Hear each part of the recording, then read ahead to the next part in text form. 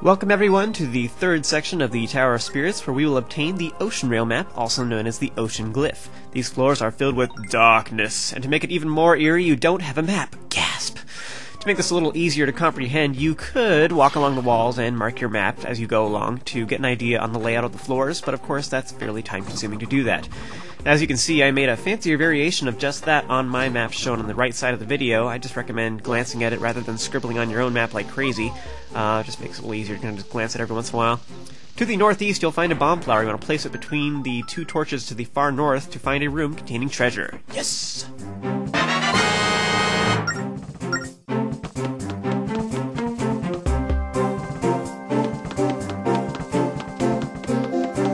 Going the other way now, you can use the flames here to spread them to the other torches if you want. It's optional, really. As long as you know where to go, you can just go straight for the stairs. The main advantage of these torches give you is just that they keep the nocturnes away, so that you're not running around like crazy and getting chomped on.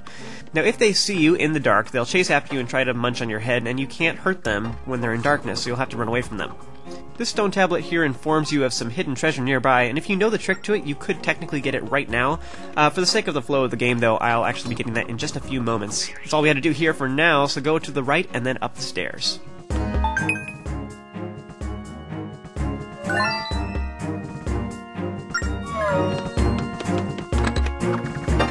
So these torches are a little trickier because they're further apart. You'll have to stand in the darkness in order to reach them with your boomerang. Just watch out for the nocturnes along the way, and also notice that up ahead I did manage to light that torch while the nocturne was nearby, and this made it vulnerable so that I could kill it. This just goes to show that it is possible to lure them into the torches and light them just the right time so that you can kill the nocturnes, but that's probably more risky than it's really worth, so you can play around if you like, but it's kind of not worth it. Anyway, go check out the stone tablet right here. I guess we need to go hang out with the phantoms, huh?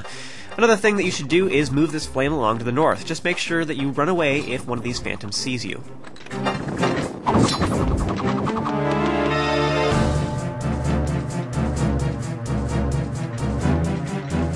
So the stone tablet was talking about the top right corner of the map. Now, since the phantom is away from me right now, it would be a good time for me to run over there.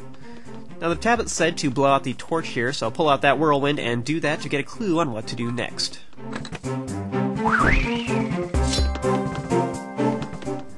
So if you go over to the far left, you'll find a bomb flower in the safe zone. You want to bring it over to the far right and toss it next to the torch to blow up the wall.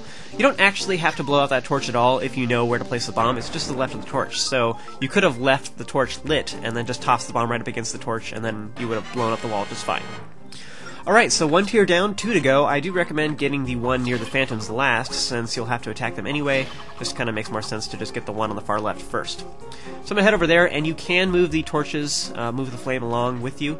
That would make it a little easier to tell what's going on. If you haven't been here before, I recommend that. Although if you already know the shape of the room, like you can see on my map, then you can just run straight through here and go straight for the tier.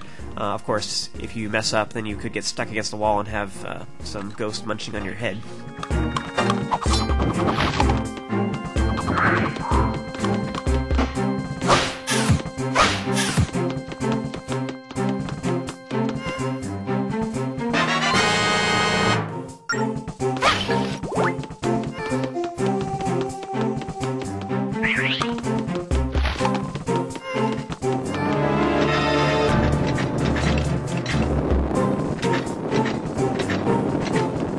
So here I was trying to walk through this little area, and I was a little too low, but oh well, I noticed it too late, but that's fine. Just make sure that you, when you're making a run for it like that, that you can get to a safe zone if you really need to, and then you'll be fine.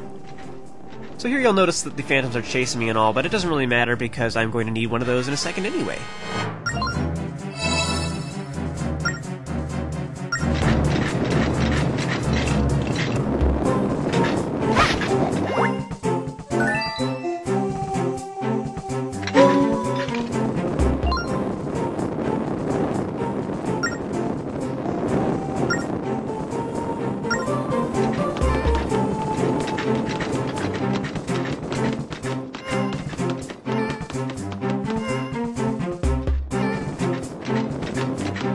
You're mine, Ghost. Oh well, I'll show that in just a moment. Now before we move on, there is a piece of treasure we can get real quick, one floor down.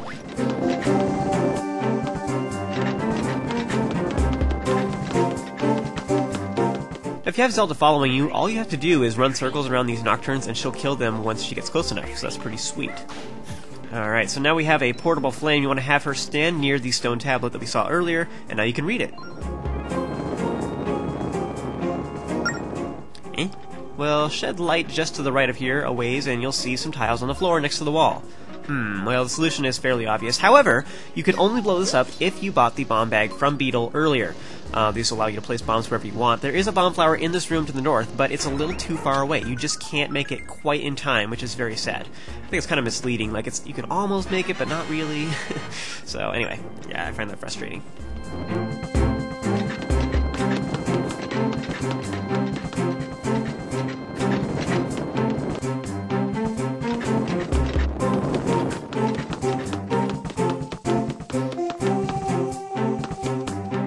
Alright, here we have two little protrusions from the floor out into the abyss, but only one of them is an actual path, the other one leads to nothing. Now you can totally just run through here without Zelda, actually, since as long as you're not running too fast, Link will not jump off the ledge, so I was just showing you that real quick. Now go to the far left and you can have Zelda light this torch. It doesn't actually do anything, it's just incentive for you to be observant. See that little ledge just to the north of us? I wonder if there's something we could do about that.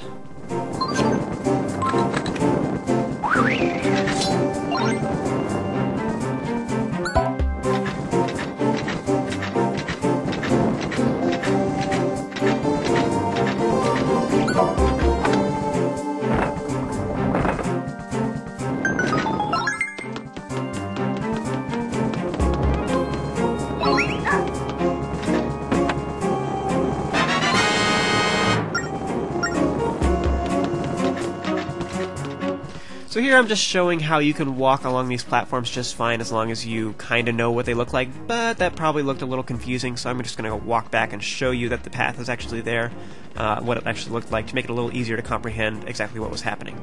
So that's all we had to do on this floor, so have Zelda strike these two torches up ahead to open the door and then head up the stairs.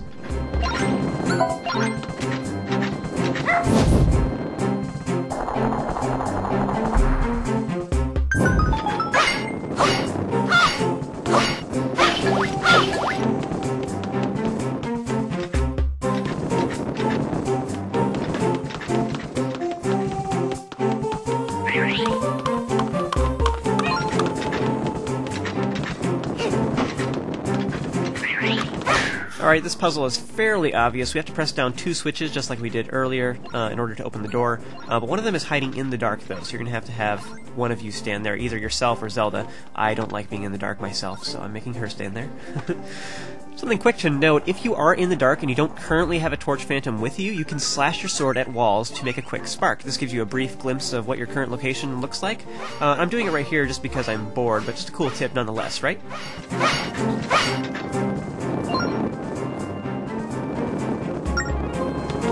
So this tablet is referring to some tiles on the floor that form a shape, and by walking through the dark you can discover its shape and potentially write it down on your map. That's what they're trying to get you to do anyway. I actually have my map already marked so you can see what that shape is, and it's a letter. So once you have the shape figured out, you want to work your way to the bottom right corner of the map.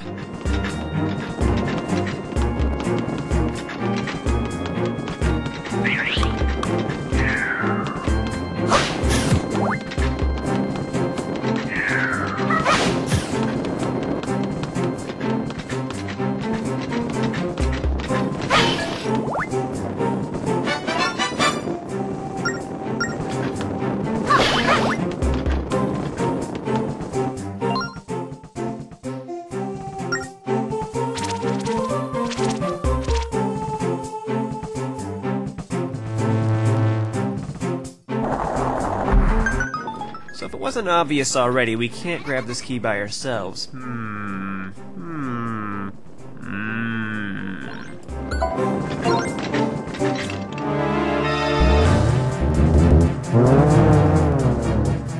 Well, that's just poopy. There's two ways you can do this. The first option is to have Zelda follow you by using the call button, and this way is nice because you can set your own pace, just kill any keymasters that get in the way, and you can go as slow as you like. The problem with this is that the slower you go, then the more often the keymasters will respawn and they'll appear behind you and stuff like that, and at some point you're going to have to draw a path for Zelda to toss the key into the door. So this can potentially be really stressful. The other option is to draw a path for her ahead of time and have her just go draw the lines straight to the door, and this way she'll toss it in as soon as she gets there. The problem with this method is that it's a lot faster, way faster paced, and so you could potentially run out of time. However, I think it's overall a little easier. Now, one of the mistakes that I believe a lot of players tend to make with this is that they think that they have to kill all the Keymasters. You don't have to kill them. You can also stun them with your various items, and the Boomerang, I think, is a little superior to the Whirlwind. But anyway, by using ranged items like this, you can actually stand next to Zelda rather than using your sword, because then you have to run away, and then you'll potentially be farther away from Zelda. And if you accidentally hit her with the Boomerang or the Whirlwind, then you'll knock the key out of her hands anyways, and then that makes it more stressful. So standing next to her and using the Boomerang, I think, is overall the best method. Now, before we leave, there is a chest we can grab in the far left side of the map. Now, you could have gotten this earlier, but it's easier now that the lights are back on. You're going to have to kill the rats, obviously, that surround Zelda, or you could just leave her there. Nah, not really.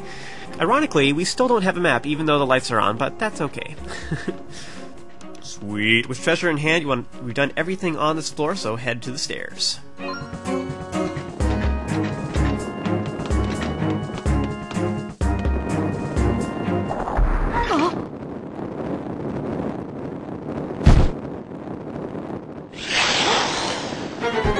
So this new enemy here is just like the Geozards we faced before, except that it has more health, jumps around, and can breathe fire. So it's a fire-breathing fish guard thing. Well, I've seen stranger things, so in general, always keep Zelda between you and the red dude, especially when it breathes fire, obviously. Also, while it's breathing fire, since it's holding still, that is an excellent time to draw a line from Zelda to the armored fellow.